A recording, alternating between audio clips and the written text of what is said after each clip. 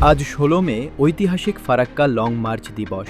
১৯৭৬ সালের এই দিনে মজলুম জননেতা মাওলানা আব্দুল হামিদ খান ভাসানীর নেতৃত্বে ভারতের ফারাক্কা বাঁধের বিরুদ্ধে এবং পদ্মার পানির ন্যায্য হিসার দাবিতে রাজশাহী থেকে চাঁপাইনবাবগঞ্জের কানসাট পর্যন্ত ৬৪ কিলোমিটার দীর্ঘ লং মার্চ অনুষ্ঠিত হয়। ঐতিহাসিক এই গণ আন্দোলনকে স্মরণ করে প্রতি বছর ১৬ মে ফারাক্কা দিবস হিসেবে পালিত হয়ে আসছে। ভারতের বিরুদ্ধে প্রথম জনপ্রিয় আন্দোলনের ৫০ বছর পূর্তি হচ্ছে এবার। কেন এই দিবস গুরুত্বপূর্ণ? কি ঘটেছিল সেদিন?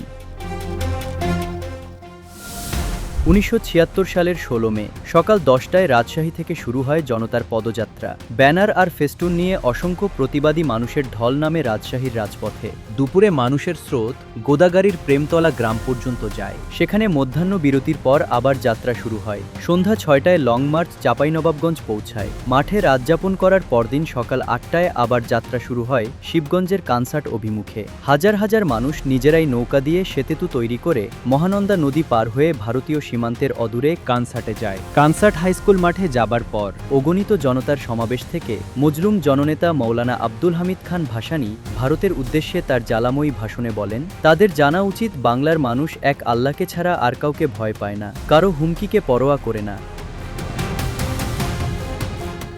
বাংলাদেশ সহ এতদঞ্চলের প্রাকৃতিক বিপর্যয়ে জনদুর্ভোগের জন্য মৌলানা ভাসানী ওই দিন লং মার্চ করে ভারত সরকারের কাছে প্রতিবাদ জানিয়েছিল।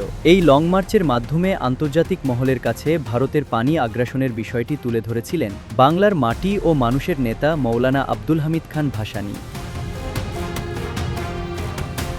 মাওলানা আব্দুল হামিদ খান ভাসানী যখন ফারাক্কা লং মার্চের নেতৃত্ব দেন তখন তার বয়স ৯০ বছরের বেশি। ১৯৭৬ সালের গোড়ার দিকে মাওলানা ভাসানী বার্ধক্যজনিত অসুস্থতার কারণে হাসপাতালে চিকিৎসাধীন ছিলেন। ৭৬-এর ১৮ এপ্রিল হাসপাতাল থেকে ফেরার পর মাওলানা ভাসানী ঘোষণা দেন, ভারত যদি বাংলাদেশকে পানির অধিকার থেকে বঞ্চিত করে তাহলে তিনি লং মার্চ করবেন। তার এই কর্মসূচি তখন অনেককে বেশ চমকে দিয়েছিল। ১৬ই মে রাজশাহী শহর থেকে লং মার্চ করার ঘোষণা দেন তিনি। এই লং মার্চের আগে ভারতের তৎকালীন প্রধানমন্ত্রী ইন্দিরা গান্ধীর কাছে একটি চিঠি লিখেন আব্দুল হামিদ খান ভাসানী। সে চিঠিতে মিসেস গান্ধীর কাছে লং মার্চের কারণ বর্ণনা করেন ভাসানী।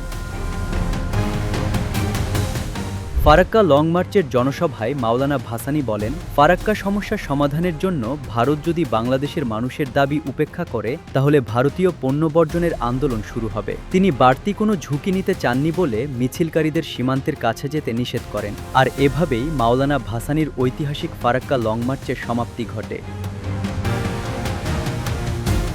মাওলানা ভাসানী একজন দূরদর্শী রাজনীতিবিদ ছিলেন। তিনি জানতেন ফারাক্কার প্রভাবে বাংলাদেশ চরম ক্ষতির সম্মুখীন হবে। বিপন্ন হবে কৃষি, মৎস্য, জীববৈচিত্র্য ও পরিবেশ। আর সে কারণেই ফারাক্কা বাঁধের ভয়াবহতা সম্পর্কে বিশ্ববাসীকে অবহিত করতে ১৯৭৬ সালে মাওলানা ভাসানীর নেতৃত্বে অনুষ্ঠিত হয় ঐতিহাসিক ফারাক্কা লং মার্চ। এই লং মার্চ বিশ্ব মিডিয়ায় ব্যাপক সাড়া ফেলে দেয়। ফারাক্কা সমস্যা রাতারাতি আন্তর্জাতিক ইস্যুতে পরিণত হয়। মাওলানা ভাসানী হয়ে ওঠেন আফ্রো এশিয়ার নির্যাতিত মানুষের কণ্ঠস্বর। ফারাক্কা লং মার্চ শুধু একটি মিছিল নয়, এটি ছিল একটি জাতির অস্তিত্ব রক্ষার লড়াই। ৯৬ বছর বয়সী মাওলানা ভাসানী সেই বয়সে যে সাহস দেখিয়েছিলেন তা আজও বাংলাদেশের পানি অধিকার আন্দোলনের অনুপ্রেরণা।